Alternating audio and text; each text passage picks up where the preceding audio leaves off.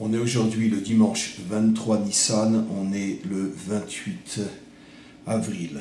On est le premier jour après la fête de Pessah. Et grâce à Dieu, on a traversé cette fête. Et surtout, on sort de cette fête avec de très nombreuses nouvelles forces dans tous les domaines.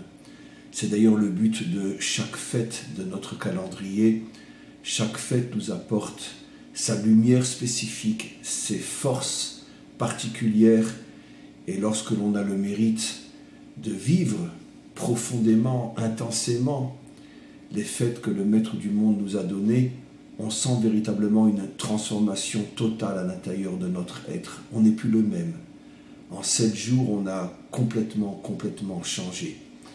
Et surtout, comme je l'ai expliqué, on ressort avec de nouvelles forces, une motivation nouvelle, une détermination beaucoup plus grande encore, pour continuer notre projet, pour continuer à accomplir ce pourquoi le Maître du monde nous a créés.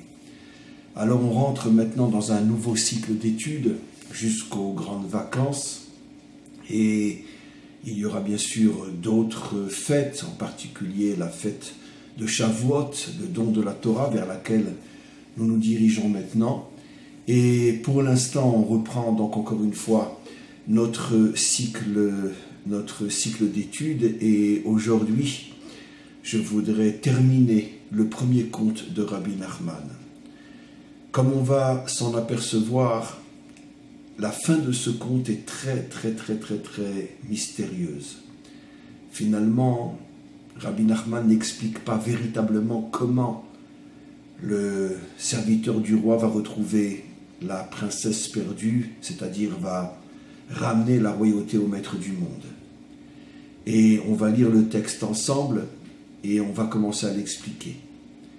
Il est vrai que j'avais laissé, et ce n'était pas véritablement ma volonté, j'avais laissé cette fin de l'histoire pendant quelques semaines sans véritablement la commenter, l'expliquer, alors que pratiquement toute l'histoire, nous l'avions traversée ensemble, nous l'avions expliquée, et il restait ces quelques lignes, ces 10 lignes qui terminent l'histoire. J'aurais pu terminer l'histoire déjà bien avant Pessah, mais quelque chose m'empêchait de le faire. Je crois avoir compris que ce que le Maître du monde voulait, c'est que l'on traverse d'abord tous ensemble, et particulièrement que je traverse la fête de Pessah, que je me retrouve dans une situation où je bénéficie de nouvelles forces, de nouvelles lumières, afin de pouvoir expliquer, éclairer cette fin d'histoire qui, comme je l'expliquerai au fur et à mesure, est très fermée, très mystérieuse. Et je le dirai sans prétention, bien que certains pourront y voir une pointe d'orgueil, mais je le dirai sincèrement sans prétention. Personne jusqu'à aujourd'hui n'a véritablement été capable d'expliquer cette fin d'histoire. Rabbi Nachman l'a laissée volontairement complètement fermée, complètement cachée, puisqu'elle parle finalement de ce que fera le Mashiach afin de délivrer la princesse perdue, afin de ramener la royauté au Maître du monde, de dévoiler qu'il est non seulement le créateur, mais le véritable dirigeant de ce monde. Et comme c'est le travail essentiel du Mashiach, finalement c'était tout à fait normal que Rabbi Nachman laisse cette fin d'histoire complètement fermée, puisque qui vivra verra. On verra déjà ce qui se passera. Rabbi Nachman a écrit ce conte il y a à peu près 300 ans, et donc même si lui, il est absolument certain que lui, par le biais de la prophétie, ce qu'on appelle dans notre langage le Ruach HaKodesh, savait comment les choses se passeraient, puisque la preuve c'est qu'il les a écrits, mais les écrivant 3 siècles avant le véritable dévoilement, il savait très bien que personne ne pourrait véritablement comprendre à son époque, et même dans les époques qui vont suivre, ne pourrait comprendre véritablement les choses, parce que on a besoin d'être dans l'histoire, dans le vécu, pour pouvoir les comprendre. Mais dans nos générations, les choses deviennent beaucoup plus claires, parce qu'on a l'histoire, on a l'expérience, et on peut mériter de décrypter, de comprendre cette fin d'histoire comme nous allons le faire. Alors, on va commencer, on va lire, et après on va en même temps traduire, et après on va expliquer.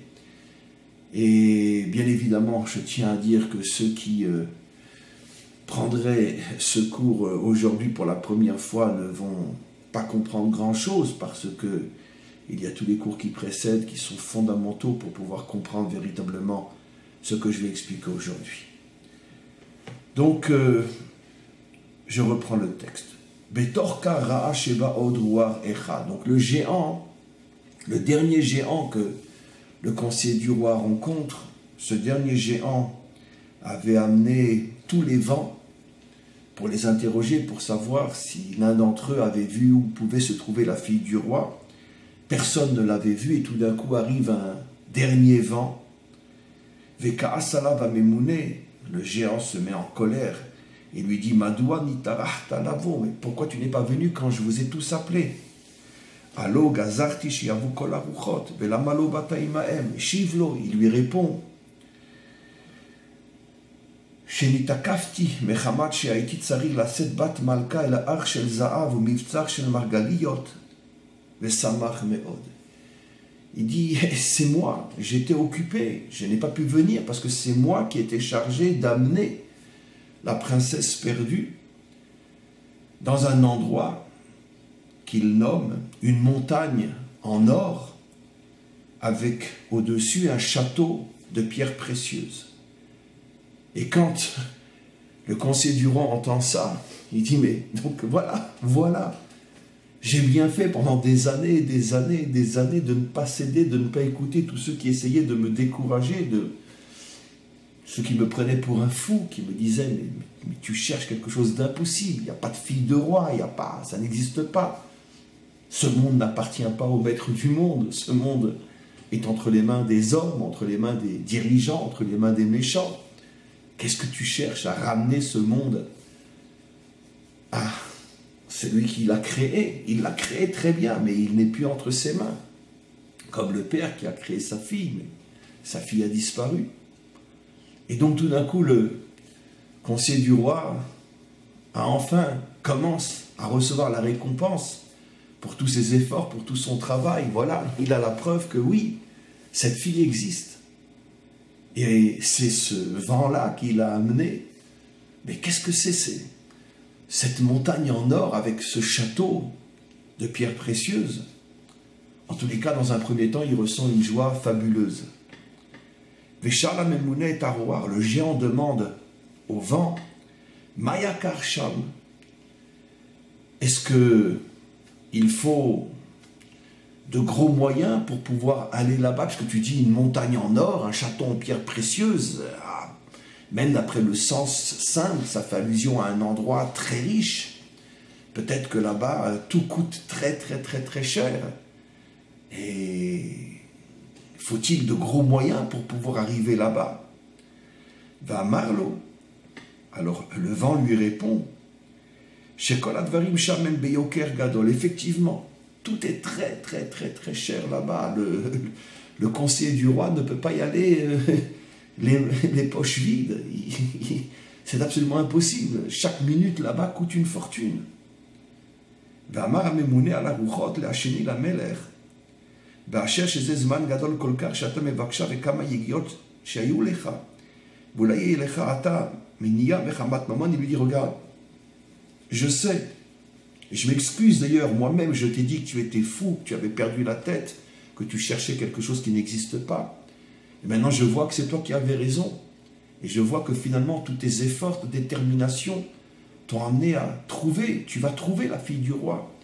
Alors je vais te récompenser. Je vais te donner un ustensile. À chaque fois que tu mettras ta main dedans, tu sortiras de là-bas une pièce. Un ustensile magique ou miraculeux. Un ustensile qui était vide, Mais il dit au conseiller du roi, tu mets ta main dedans et tu sors l'argent dont tu as besoin. Comme ça, tu ne manqueras de rien. Mais le géant dit au roi, maintenant toi, prends le conseiller du roi et ramène-le à l'endroit où tu as amené la fille du roi. Le vent prit le conseiller du roi et il l'amena là-bas. Il l'a déposé devant l'entrée du château.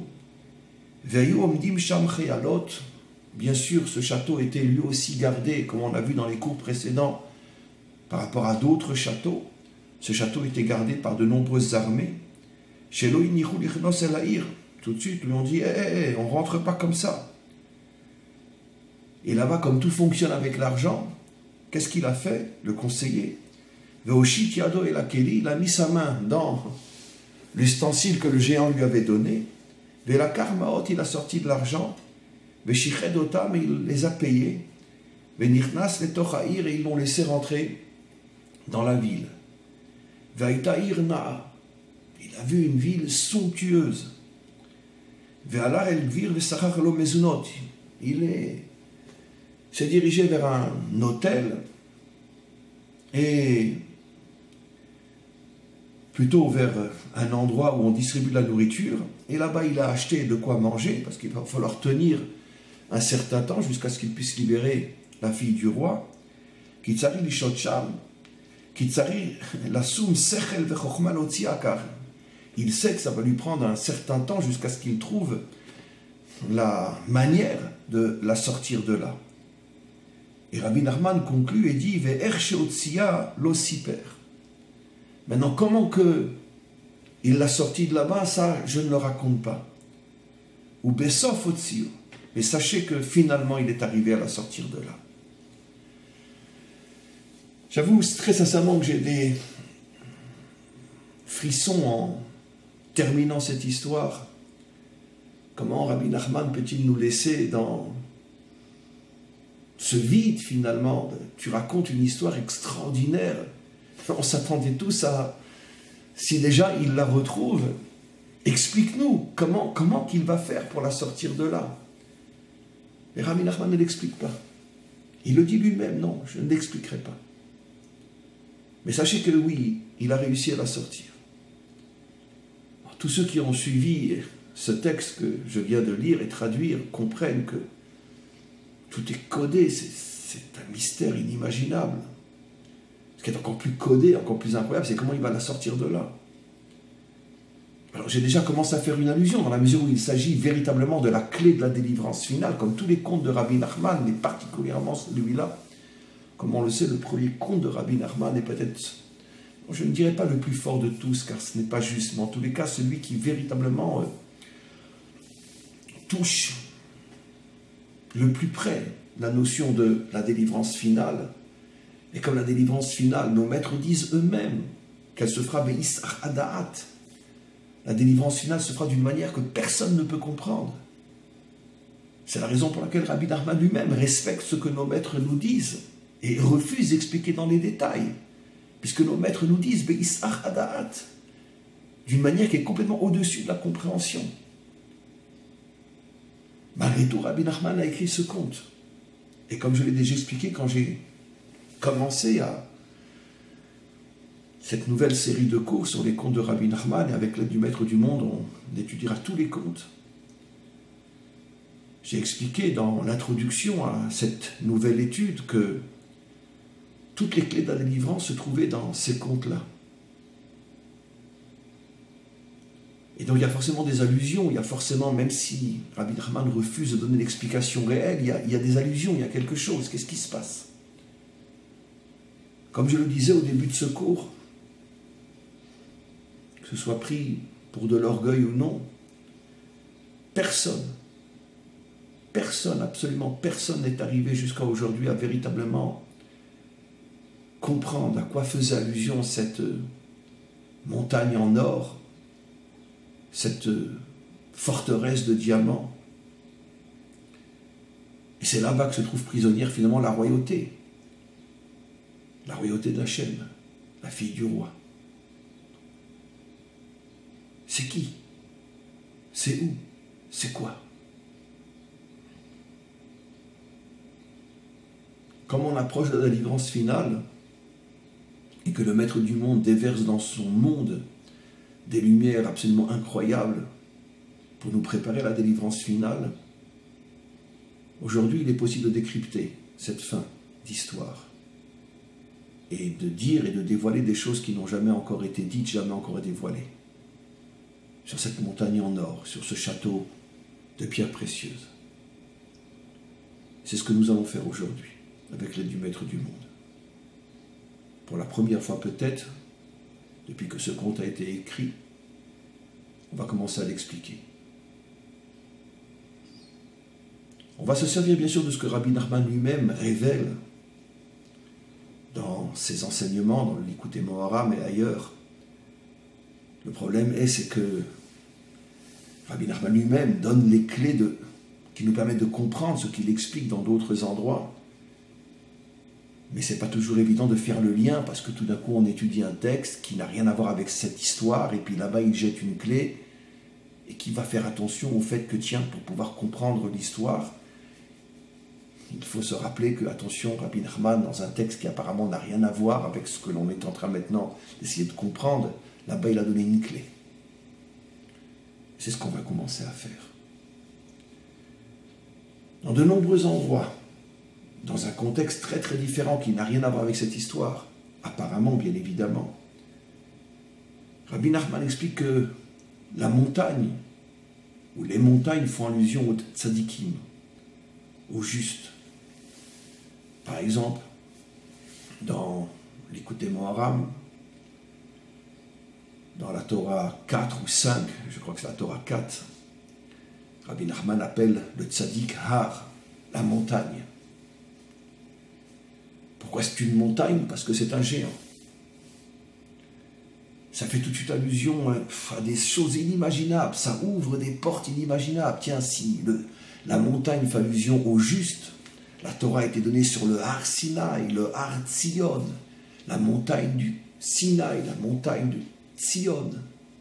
Bien sûr, il ne faut pas tout expliquer. Je vais essayer de me tzimtzumiser, de me concentrer sur ce dont on a besoin, cette histoire. Mais quoi qu'il en soit, Rabbi Nachman a déjà révélé que la montagne fait allusion au tzaddik, le juste de la génération, ou les justes de la génération qui sont des hommes incroyablement grands, comme Rabbi Nachman lui-même ou d'autres. Zahav, l'or, Rabbi Nachman lui-même explique dans différents endroits que ça fait allusion à la qualité de la yira, la crainte de Dieu. Pourquoi? C'est un autre sujet, je ne peux pas tout expliquer aujourd'hui bien sûr, mais c'est ce que lui dit. L'or fait allusion à la qualité que l'on appelle la yira, la crainte de Dieu. Comme le roi Salomon terminera son œuvre en disant « Sauf davar hakol nishma » j'ai tout dit, je n'ai rien à rajouter sauf une chose. Et à Elohim yare qui sekola Adam. L'homme n'a été créé que pour craindre Dieu. Alors là aussi, il faut décrypter, il faut expliquer. Qu'est-ce qu'on entend par la crainte? Je pourrais l'expliquer très sincèrement à mon niveau pendant des centaines d'heures. Je vais prendre l'ombre de la goutte par rapport à ce qu'on a besoin aujourd'hui. La crainte, c'est-à-dire un homme, et on parle d'une montagne, donc d'un géant, d'un juste, d'un niveau inimaginable, qui a une crainte d'Hachem, un respect d'Hachem inimaginable. Je rajouterai ce que Rabbi Nachman m'explique dans d'autres endroits, que craindre Dieu signifie qu'on ne craint que lui, un homme qui n'a peur de rien et de personne, qui est entièrement collé au maître du monde et qui ne vit que pour réaliser sa volonté. C'est ça la définition réelle de la crainte, bien sûr, tzimtzumisée, condensée, contractée à l'infini. Parce qu'encore une fois, on pourra en parler pendant des centaines d'heures. Donc un homme d'un niveau inimaginable, qui ne vit que en relation avec le maître du monde.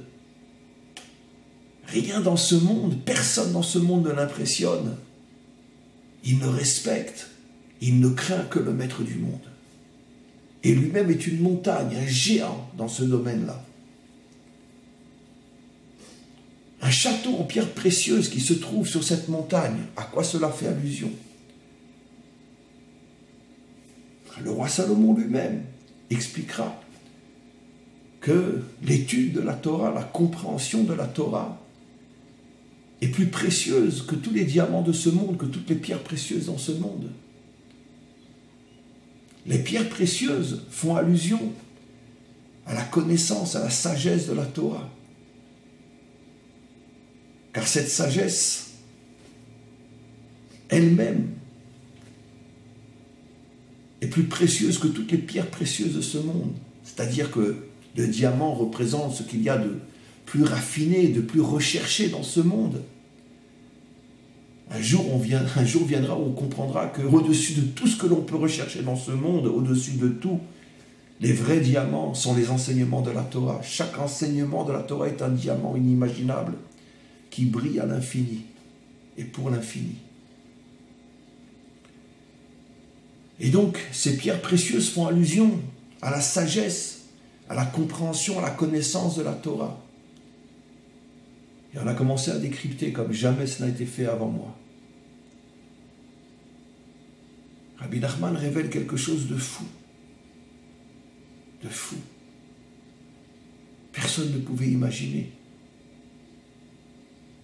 La princesse perdue se trouve prisonnière précisément chez ceux qui sont des géants, des montagnes dans la crainte d'Hachem et qui ont une connaissance, une sagesse de la Torah telle que chaque mot qui sort de leur bouche est un véritable diamant. Mais malgré tout, c'est une forteresse à l'intérieur de laquelle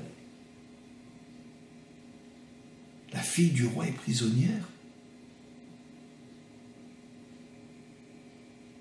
Merci au Maître du monde de nous avoir permis dans notre génération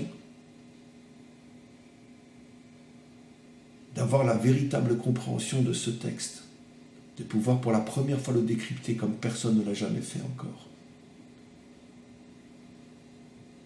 Quoi?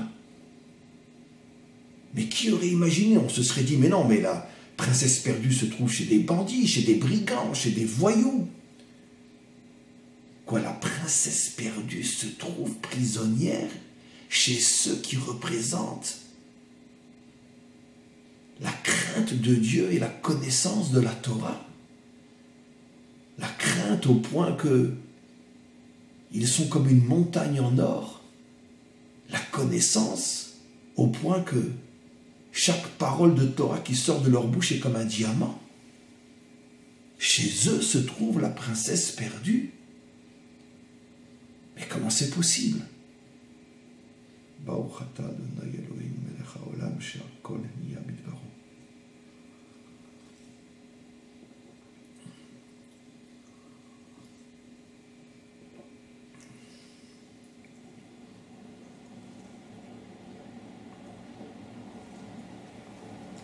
Comment c'est possible? Mais justement, apparemment, les justes, ceux qui craignent Dieu et qui ont une connaissance de Torah qui est comme des diamants, c'est ceux-là qui, en principe, devraient libérer la fille du roi et non pas la tenir prisonnière. Qu'est-ce que Rabbi Nachman nous cache? Là aussi, je vais révéler quelque chose qui n'a encore jamais été fait. Parce que justement, Rabbi Nachman a le courage ici de nous dire quelque chose d'absolument incroyable. Bien sûr, ce sont de vrais tzadikim, de vrais justes. Bien sûr, ce sont de vraies montagnes en or. Bien sûr, ils ont une crainte réelle. Et véritablement, leur Torah sont des diamants. Alors pourquoi? Parce que Rabbi Nachman ici fait allusion à quelque chose que je ne cesse d'enseigner depuis des décennies. C'est quoi la malroute? C'est quoi la fille du roi? La malchoute, c'est la confrontation avec ce monde.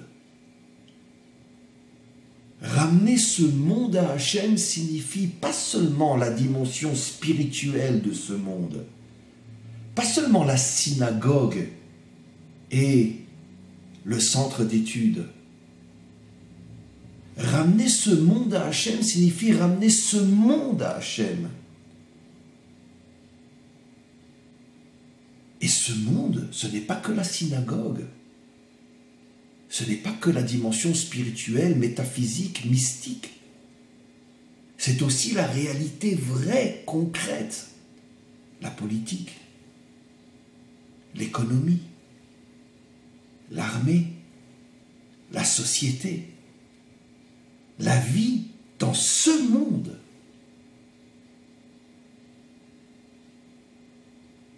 C'est ça le secret de la fille perdue. Ce monde a été perdu d'Hachem parce que le monde politique, la finance, l'économie, la société, l'armée, toutes ces notions-là qui sont ce monde, ces notions-là ont été volées à Hachem car la politique n'a plus rien à voir avec la volonté d'Hachem. La vie économique n'a plus rien à voir avec la volonté d'Hachem. La société est fondée sur des normes et des valeurs qui n'ont plus rien à voir avec la volonté d'Hachem. Et dans la plupart des pays, l'armée n'a rien à voir avec la volonté d'Hachem. C'est ça la princesse perdue. C'est pas la synagogue. C'est pas la yeshiva, c'est pas le kollel. C'est pas le centre d'études. C'est pas ceux qui du matin au soir ne parlent que de Dieu. Ils ne sont pas perdus, ou plutôt oui, ils sont perdus, mais d'une autre manière. Ils sont perdus par rapport au fait que justement, ils ne font rien pour ramener la princesse perdue.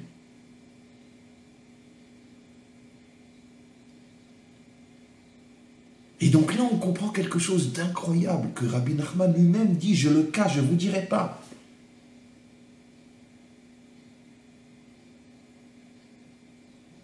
Oui. On se rend compte que trop souvent, plus un homme est très très très grand sur le plan spirituel, et moins il s'occupe de ce monde. Parce qu'il est comme une montagne au-dessus de ce monde.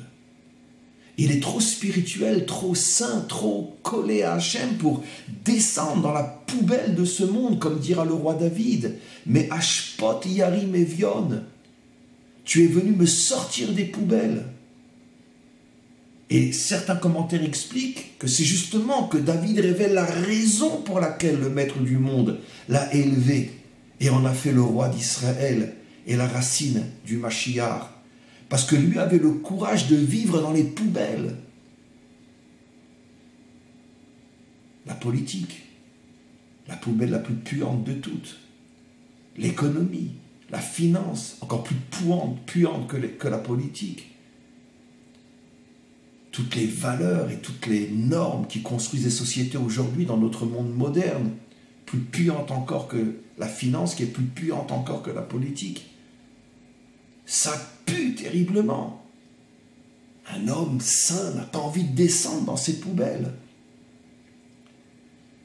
Mais le roi David dit, moi, Hachem est venu me chercher parce que moi j'étais dans ces poubelles.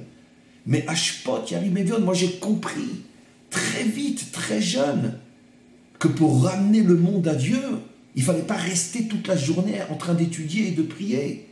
Il fallait s'investir dans ce monde, dans ce qu'il a de plus puant, de plus sale, de plus dégueulasse. Et là-bas, tout faire pour ramener le monde à Dieu. On comprend très bien l'allusion à cet endroit où il faut constamment de l'argent pour pouvoir avancer. Ben oui. Rabbi Nachman est un véritable prophète. Il a vu ce que sera la société, le monde moderne juste avant la délivrance finale. Tu as du fric, tu passes, tu n'as pas de fric, tu crèves. Voilà à quoi il fait allusion. Tout ne marche que sur l'argent, qui est devenu le véritable et seul Dieu du monde moderne. C'est pas pour rien que les Américains ont marqué sur le dollar « En Dieu nous croyons ». C'est-à-dire, dans le dollar, nous croyons qui est notre Dieu. Car c'est connu, c'est évident que tuer quelqu'un aux États-Unis est beaucoup moins grave que de voler. Car la valeur suprême, c'est l'argent.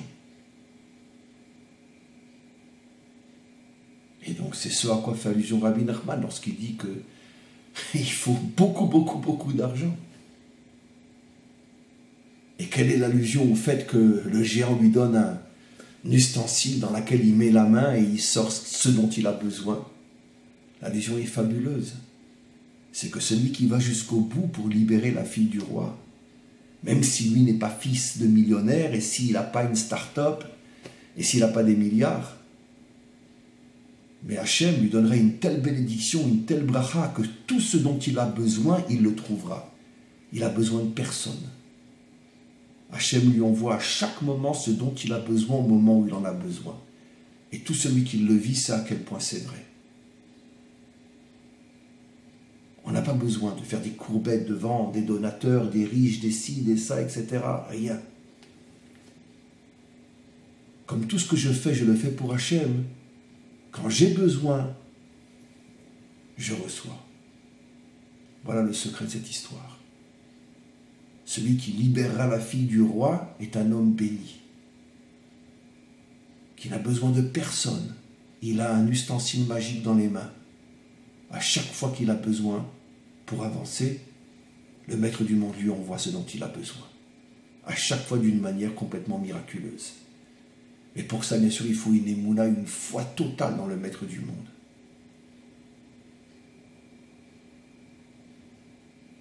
En tous les cas, maintenant, je reviens à ce que j'explique. Oui, la fille du roi est prisonnière justement chez les grands.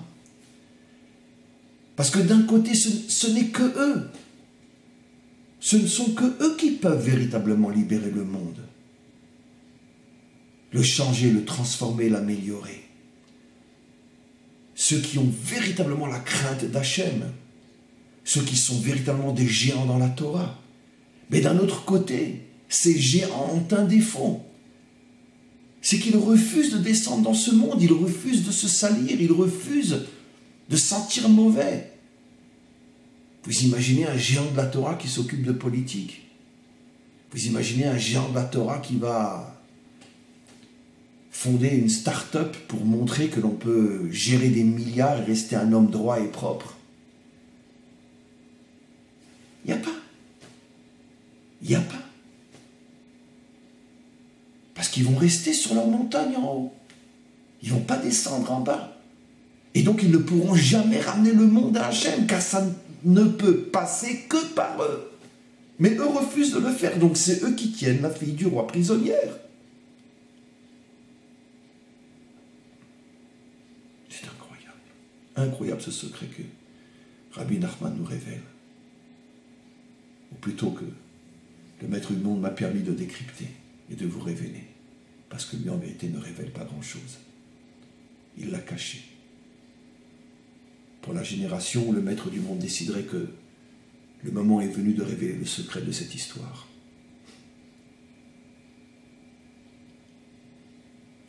Et ce phénomène-là, on le retrouve jusqu'à aujourd'hui. La plupart des grands mouvements à l'intérieur du judaïsme qui puisent leur force et leur identité de grands maîtres, de grands justes, ces mouvements, à part des exceptions ici et ailleurs, sont complètement déconnectés de la réalité de ce monde.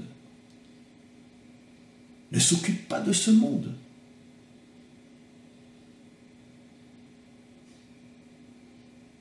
Rabbi Nachman lui-même, duquel est issu un mouvement qu'on appelle la Chassidoute Breslev,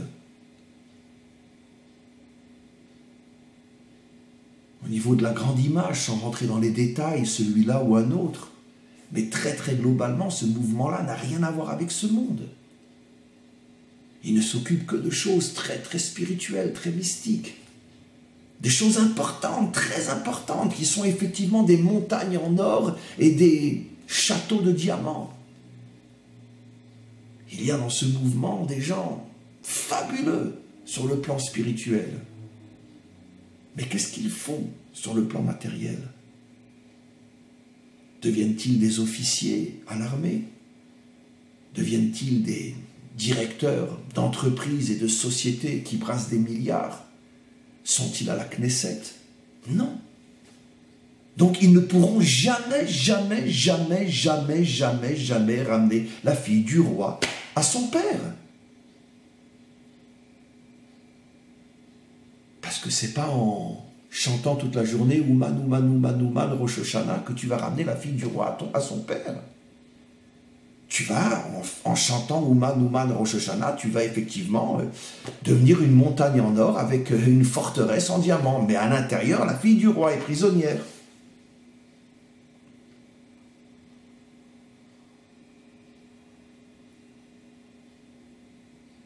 Rabbi Nachman faisait allusion sans doute à son propre mouvement qui allait sortir de lui.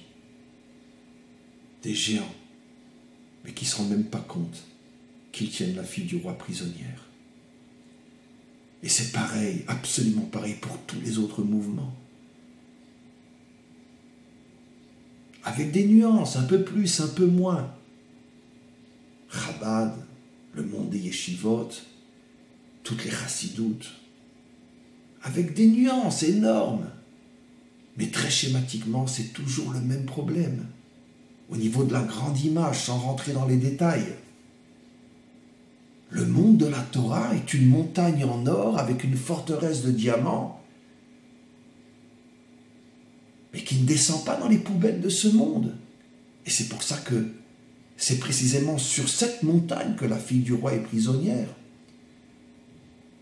Il n'y a pas suffisamment de géants de la Torah qui essayent de prendre les rênes du pays, le volant, ou je sais pas, les rênes du pays, donc la politique, entre les mains. Il n'y a pas suffisamment de géants de la Torah qui sont dans les affaires, d'une manière propre, droite, morale, spirituelle. Il n'y a pas suffisamment de géants de la Torah qui sont des généraux à l'armée. Il n'y a pas suffisamment de géants dans la Torah qui s'occupent de construire une société dans laquelle il n'y ait plus de drogue, de délinquance, de prostitution. Non. Ils sont sur leur montagne. Et donc personne de ceux qui réellement peuvent s'occuper de sauver la fille du roi, personne ne peut la sauver. Parce que c'est certainement pas les autres qui vont le faire. Et au contraire, ils ne font que voler la fille du roi. Plus et plus et plus. Alors Rabbi Nachman termine son histoire d'une manière absolument incroyable. Lui qui a tout vu, qui a tout compris, qui possède et qui est sans doute le plus grand de tous dans ce domaine précis des clés de la délivrance. Finalement, il est arrivé à la sortir, mais je ne vous dirai pas comment. C'est absolument incroyable, mes amis. Rabbi Shimon Bar Yochai, il y a 2000 ans, en une phrase, avait écrit toute cette histoire. Lorsqu'il dit, et je l'ai rapporté souvent dans mes cours, mais maintenant vous allez dire « Waouh, comment ça ?» S'emboîtent l'un dans l'autre. Rabbi Shimon Bar Yochai, le maître du Zohar, a dit il y a 2000 ans, le Mashiach viendra pour faire Teshuvah aux tzadikim. Pendant 2000 ans, cette phrase était complètement fermée. Mais qu'est-ce que cela veut dire, faire Teshuvah aux tzadikim? Oui. Si ce sont des tzadikim, pourquoi ils ont besoin de faire Teshuvah? Parce que justement, comme ce sont des tzadikim, ils sont trop hauts. Et ils refusent de descendre dans les poubelles de ce monde. Et donc ils ne pourront jamais nettoyer ce monde de toutes les saletés qui le pourrissent. Et donc le Mashiach arrivera à s'entourer d'une armée de tzadikim qui comprendront enfin que c'est à eux de sauver le monde. Et pour ça, il faut qu'ils arrivent. Il faut qu'ils acceptent de fermer leurs livres d'études, de sortir de leur synagogue, de leur centre d'études et de rentrer dans la pourriture de ce monde. dans le but de le changer. Oui, le Mashiach aura une armée de balayeurs et de poubelleurs. Oui, ce sera ça l'armée du Mashiach. Ils auront tous un diplôme de comment nettoyer les poubelles de ce monde. Comment il va y arriver? Et Rabbi Nachman ne le révèle pas.